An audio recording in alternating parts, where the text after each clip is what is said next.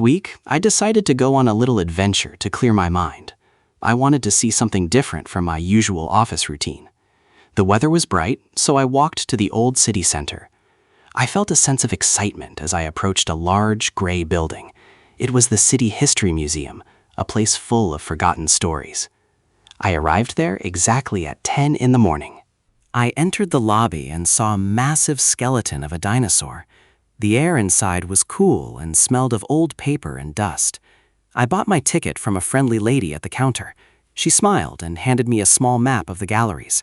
I thanked her and started my journey through the halls of time. It was the perfect start to my weekend excursion. The first room I visited was the Medieval Era Gallery. I looked at the shiny armors and the sharp swords displayed behind glass. I took several photos of the ancient shields and tapestries.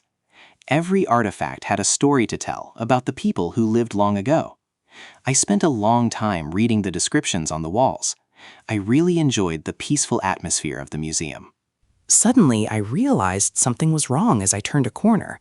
I reached into my pocket, but I didn't find my map anymore. I checked my other pockets, but it was nowhere to be seen. I looked back at the long corridor I just walked through. The map was gone, and I felt a bit confused. The museum suddenly felt much larger and more complicated than before. I didn't panic at first because I thought I knew the way. However, I didn't remember which door led back to the main lobby. I walked through a heavy wooden door, hoping to find a staff member. Instead, I found myself in a dark, quiet room filled with old clocks. None of the clocks showed the correct time. I didn't see anyone else around to ask for help. I tried to go back, but the door I just used was locked. I pushed it several times, but it didn't move at all. I started to wonder if this was part of a museum exhibit. I shouted for help, but nobody answered my call. The ticking of the 100 clocks became louder and more rhythmic. I felt a strange chill running down my spine. Did I make a wrong turn at the medieval gallery? I asked myself that question over and over again. Then the lights in the room flickered and finally went out. It was pitch black, and I couldn't see my own hands. I reached for my phone to use the flashlight, but the battery was dead. Everything seemed to happen so fast in that darkness. I stood still, listening to the silence between the clock ticks. In the shadows, I saw a faint blue glow coming from a pedestal. I walked toward it slowly, stepping carefully over the creaky floorboards. As I got closer, I saw a mysterious ancient compass. It wasn't like any compass I saw before in history books. The needle didn't point north, it pointed toward a brick wall. I picked it up, and the metal felt surprisingly warm in my hand. Did a ghost move the map from my pocket earlier? I didn't believe in ghosts, but this situation was very strange. Suddenly, a section of the brick wall began to slide open.